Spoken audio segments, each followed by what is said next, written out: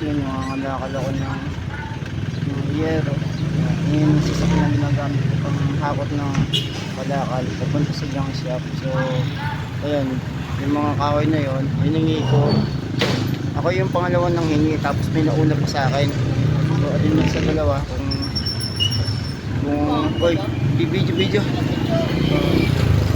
kung alin yung sino mauna sa amin, kasi kinukonfirm pa dun sa una kung kukunin niya yung araw na to o baka bukas. Kasi kung may kausap naman ako na kukuha ng nung bibili, problema, i-confirm pa dun sa unang nakapagsabi na hihingi.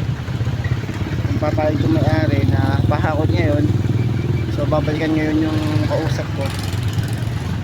Nagkaanoan ba? Yun na kasi kanina nagsabi ako pero wala pang, may nakapagsabi na rin na kukunin. Tapos ng bandang huli nung nadala ko na yung unang kalakal, sabi ko kukuha na lang ako ng ilan kasi may kapulong na daw siya. Yan. Sayang din kasi yung 500 piso yung yung kahoy. So tumawad 400, 350. Sabi ko 400, 350 na lang daw. Eh kaya nung kasi naman sa bakery kung magkano ang bentahan ng kahoy, so pinakita ko yung photo at saka video, mababa ang presyo. So yun, kasi may mga na sila. Kasi ang isang top down na sasakyan, ang halaga ng 500 yung halaga ng top down na yon. Kailangan puno siya. Mas kung maaari yung mga pedal po na hindi yung mahaba. Kung sa bagay sa top down na yung tama lang sukat sa top down sa sasakyan. Pag sobrang haba, ang gusto na may-ari, hati-hati siya 500. So yun lang naman, and yan yung ating hanap buhay talaga. Tingnan natin si bibili kung kukunin mo yung araw na to. So kung napapayag ko yung may-ari ng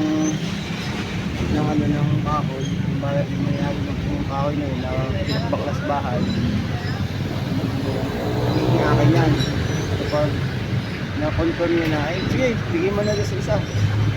So yun lang yung ating kain niya.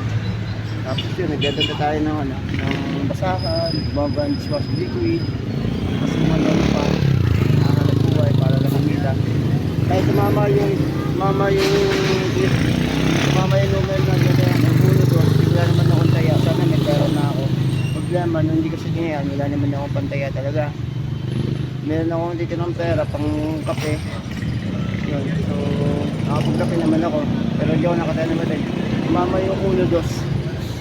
So ngayong araw na to, guys ko, huwag na lang tumaya kasi gusto ko sana magkaroon ng pera, pero may mga numero na gusto ko agad tumama pero hindi naman binibigay sa akin. Ang tagal bago lumabas yung numero. Kung kailan ko lang taya, saka naman lumalabas. So that's it.